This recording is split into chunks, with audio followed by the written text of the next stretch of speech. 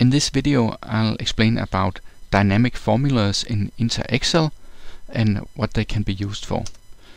So first, what are dynamic formulas? Well, when you're using InterExcel 400, you are of course copying spoo file data into an Excel spreadsheet, and with normal formulas you can actually predefine them in your template where you're putting your spoo file data into, and then the values of those formulas are of course calculated when you open the spreadsheet. But sometimes you would want dynamic formulas that you insert dynamically in your definition in InterExcel, and that is what is now possible with these dynamic formulas. What is the syntax of these formulas? Well, you have this, let me just go back here into InterExcel. I have an example here I can show you. So when you want to add a formula, you can do it like this inside of the layout definitions, and in here you can type a formula. So this formula really is a normal Excel formula, so you can use whatever functions you normally would use in Excel. This formula, normally you would, for instance, if you say that this cell that we are currently updating should be the same as the cell C4, for instance, then you could simply have an update or a formula like this. Here we have these with a $C and $R functions. The $C is for a column, so we can refer to a relative column number relative to the column that we're updating here, the column of the cell we're updating.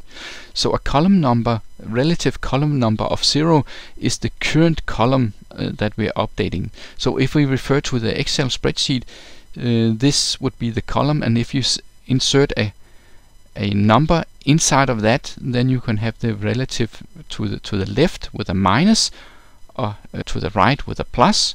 So that is the number counted from the cell we're updating. The same is for the row. So we have a $R parenthesis start and then a number for the relative row number. When we're having this -1, it actually means refer to the cell just above the current one. When InterExcel meets this formula, it will first of all transfer the first one here, the column. So if this formula was added here in this cell L10, so it would still say L, because the column, the relative column number is 0, so it's the same column as where the cell is, and 10 is the row number, and we are subtracting 1, so that would refer to this formula. But the nice thing is that if you use the same formula in the cell below, then of course this would be L8 instead. So what can this be used for? Well, let me show you here the input spoo file. It looks like this. So what we would like here is first of all that we have some rows here and some lines, and so for some of the lines this sales representative isn't filled out, it just refers to the previous one.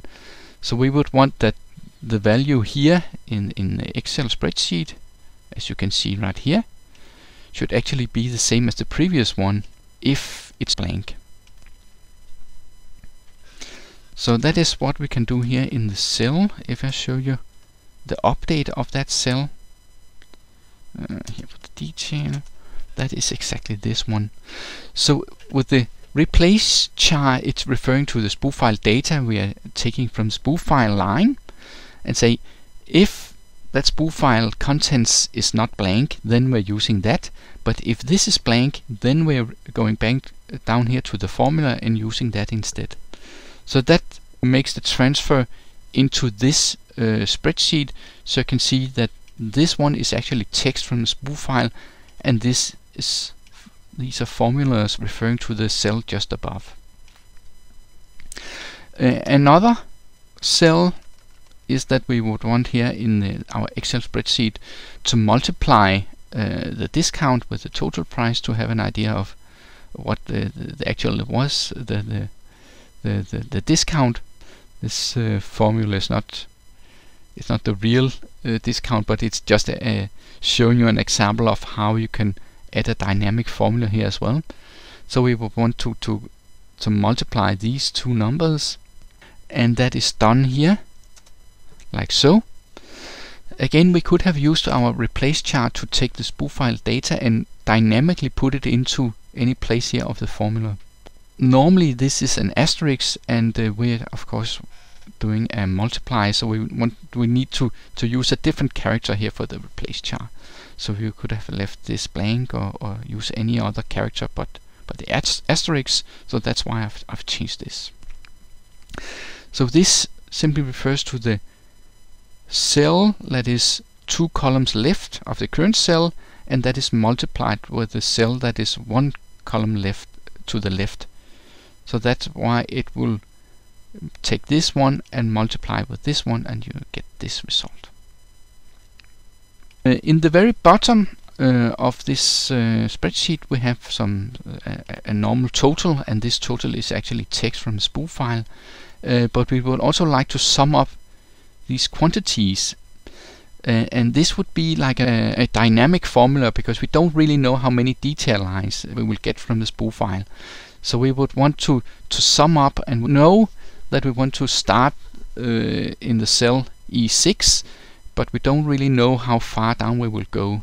So we need to refer to the cell just above, and let me show you here how that is done.